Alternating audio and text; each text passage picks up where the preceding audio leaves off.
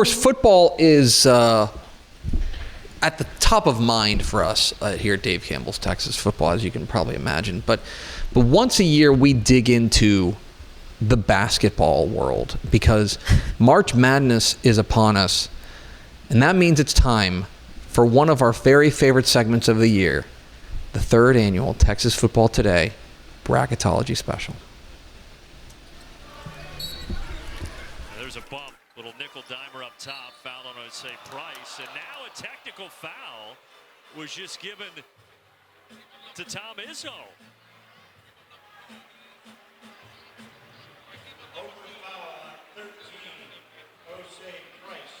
Again, the foul was on Oakland there, so this something that Tom Izzo upset about, though, and they quickly teed him up. Basketball, gimme the ball because I'm gonna dunk it! Basketball, gimme the ball because I'm gonna dunk it! Yeah! Basketball, gimme the ball because I'm gonna dunk it! It's the third annual Texas Football Today Bracketology Special, and we are pleased to be joined by the Dave Campbell's Texas Football Chief Bracketologist, Mallory Hartley. Mallory, thank you for taking some time out of what I know is a busy media schedule for you to help us break down the brackets, because I know you've been in the lab. Yeah, it's curtain season too.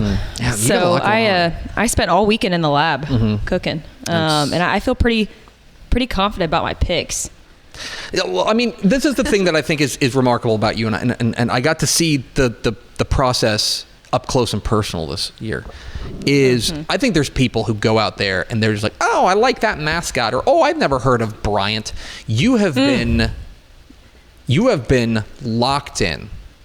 Oh yeah. Putting together mock brackets, putting together games that are never going to happen, just like in your mind, to figure out exactly who the best college basketball teams are. And I think that people don't understand the grind that you've been on. You have been in the kitchen cooking it up. I actually created every single bracket. Every possible bracket. And this was the one you landed on. And this is the one that I landed on, that I felt the most confident about. Every single bracket. Every possible outcome. So there's a just to be clear, that means that you had a bracket where UMC Wilmington wins the NCAA tournament, but you looked at all those and you said, you know what, this is the one for me. And Alabama State. We'll get to them in a moment. So let's first and foremost kind of talk through the big picture stuff. Okay. Let's talk about favorites, okay, to win it all. When you are putting together your office pool, okay, we don't condone gambling here. When you're putting together your office pool for funsies, right? Who are the teams that you want people to say, to put in that middle square, to be like, this is the team that could win the national championship? Because it feels like a wide open tournament to me as a novice. It does. I think it is truly a wide open tournament. I think that even the 1 seeds, the 2 seeds, the 3 seeds, I think all of them really have shown a little bit of weakness, especially in the big conference tournaments that happened. Michigan State, for example, I think we have some weaknesses. We showed that at the Big Ten tournament. I think Auburn has shown some weaknesses. They showed that in the SEC tournament. I think Duke, without Cooper Flagg, that could be a potential. What's his status? Capitalize on that. What's the status there? But ultimately, I came down to one champion. One? Like you know who's going to win the NCAA tournament. I sure do. Are you at liberty to reveal it? I am. And it took me a long time. I mean, I had the drawing board up. Yeah, I had the expo marker. I actually came up here to the office and used all of those whiteboards over there because I just didn't have enough space in my lab at home. It was a mess when I walked in this morning. Yeah, I know. My hair was crazy. I had the lab coat on and everything, but I ultimately came to the decision that the Florida Gators are going to be national champions. The Florida Gators. This year, yeah. Specifically, they're going to play Houston. Okay. Beat Houston in the national championship. What about Florida stands out to you? Why were they the right team? How much of it is that they come out of the SEC, which got everybody in the tournament? I think that has a lot to do with it. I think if you take a look at their schedule, they have one of the toughest strengths of schedules in the entire tournament, and they kind of flew through it with grace. And I think that they're peaking at the right time. And if you're hot and you're peaking at the right time at this time of year, you're going to make a deep run and you're going to be dangerous. Yeah, I don't disagree with you at all. There's a couple of other teams that I'd like to talk about, because I think there's going to be a lot of talk about like the 1 seeds, right? Duke, Houston, Auburn, Florida. And Florida are the 4 1 seeds.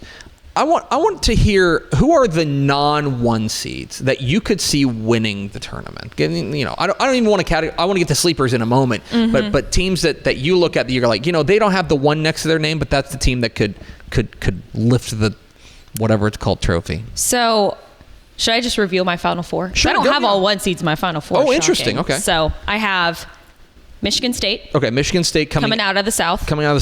So at some point somebody would beat Auburn. Right. So, okay, right. Michigan I State. have Michigan State beating Auburn actually in Okay, the Elite got Eight. I've got Florida obviously coming out of the West. Absolutely. Houston coming out of the Midwest. Not And I the have East. Alabama coming out of the East. Okay, the 2 seed Alabama. Yeah, they've been battle tested. I mean, they kind of, just like with Auburn, the SEC, they've been, you know, a little shaky here and there. Obviously, they have some weaknesses, but I think that they've looked pretty good. They have a couple of like really good quad 1 wins, and I kind of think that Duke is a little vulnerable. I think Cooper Flag is expected to be back for the tournament, first game of the tournament, because I know he didn't play in the ACC, their last ACC game. Yes. But to me, if he's hurt right now, and this is kind of where they need him most, I think it's possible that he could get hurt again. And I think that Alabama could potentially expose that weakness. Okay. It's Mallory Hartley, our chief bracketologist, breaking down the 2025 NCAA tournament brackets. There's a couple of teams I want to ask you. Let's focus on the Texas teams here for a moment, because there's obviously a number of Texas teams here. Yes. Is there a Texas team? Okay, Houston, obviously. Houston exceptional, very, very good. Their defense has been unbelievable. They're going to keep them in any game. They have a legit chance to win the NCAA tournament. Of the other Texas teams, and there's a variety of them. Texas Tech. Texas Tech, Texas A&M, Baylor's in there. Texas is in a play-in game. Yep. Which is a fantastic playing game, by the way. Xavier. Texas and Xavier. That's going to be a fun one to watch on Wednesday. Let me ask you, is there a Texas team besides Houston that you really like? Or, I'll put it on the other side, is there a Texas team in the tournament that you're worried about, that you want to put maybe on like upset watch? I think Texas Tech is really good. I like Texas Tech. And it's funny because I think, to answer your question, I think Tech could be the answer to both of those questions. I think they looked really strong in the regular season. They lost a little early to Arizona in the Big 12 championship or Big 12 tournament. But I also think Grant McCasland, I think he's a phenomenal coach. I think they got a couple of really, like Toppin is one of their transfers who's really shined this season. And I think if he gets cooking, I really like Tech to other than Houston, I like Tech to make it a little bit further than the rest of the Texas teams. Okay, so this is the time of year where we love the sleeper. We love teams that are flying under the radar.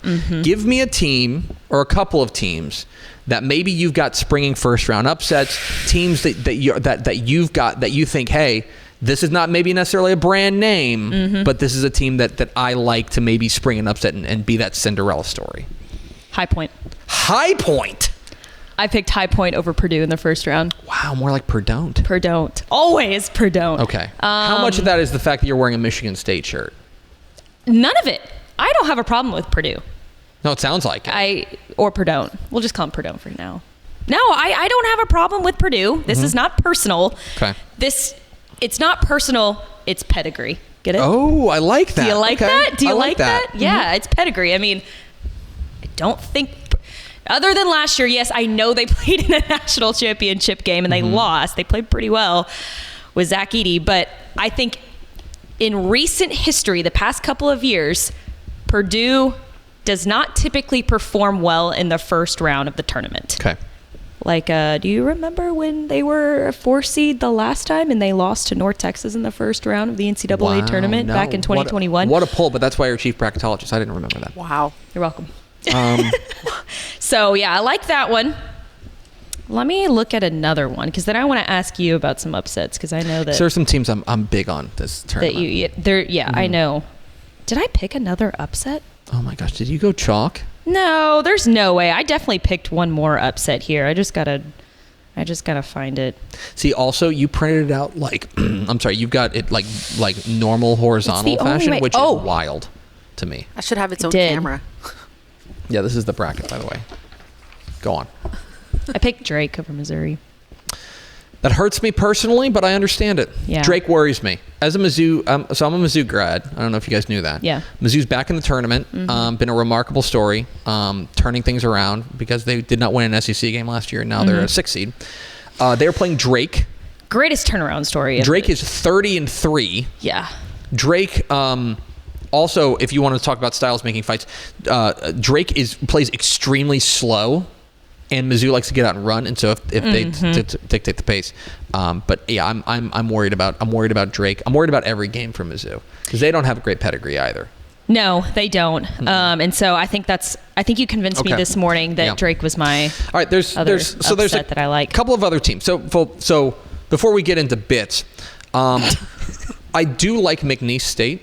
I like McNeese State a lot. Really? That's a team that I'm into. Okay. Yeah, keep an eye on Texas McNeese team. State. Yeah, it's Louisiana team. Are they not in Texas? Yeah, no. McNeese State is not in the Texas. No. Close enough. Yeah. Local. Oh, well. Here's the other thing. Shows you how much I know. There's two teams. There's two teams that I want to spotlight for different reasons. One of them is a 15 seed. Okay, and now look, 15 seeds don't have a great history in this tournament. But it has happened 11 times. But I'm into Omaha, and I'll tell you why. I want you guys to look up Omaha. And specifically, their number one fans, the Outrunners. And you're probably thinking, who are the Outrunners? Great question.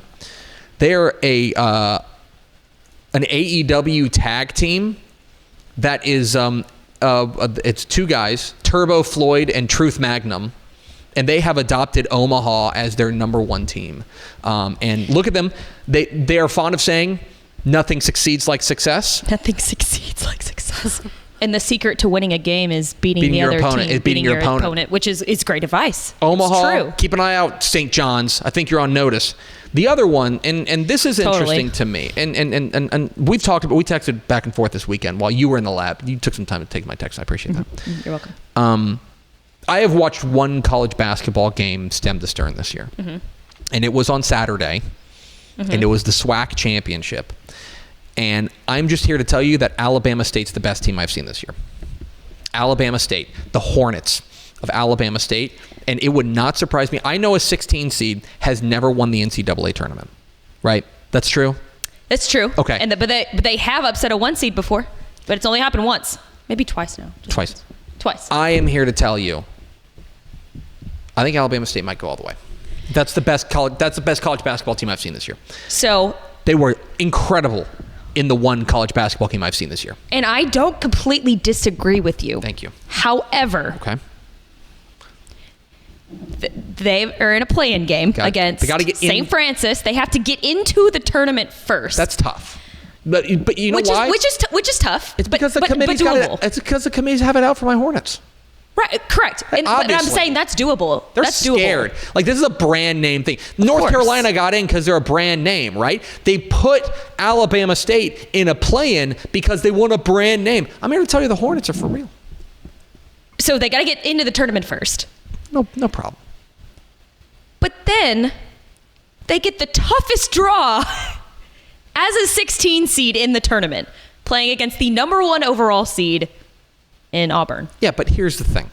Okay. I hear you. Right. And I'm just trying to check you here, right? Like to make sure that you really feel this way about this team. I do, because here's the other thing, is like you are not keeping in mind the chip on the shoulder that these Alabama State players are going to play with against Auburn. Because chances are these guys, the good players that they have, whose names I forget at the moment, they're just so good. You just the thing is, all play so well together. They're such a team. It's a unit. It's a unit. There's not one standout. No. But Alabama State is a team that when they play Auburn, also from Alabama, they're gonna play with that chip on their shoulder and be like, "Oh, Bruce Pearl, you didn't recruit me? Well, guess what? I'm about to drop a 60 burger on you." Yeah.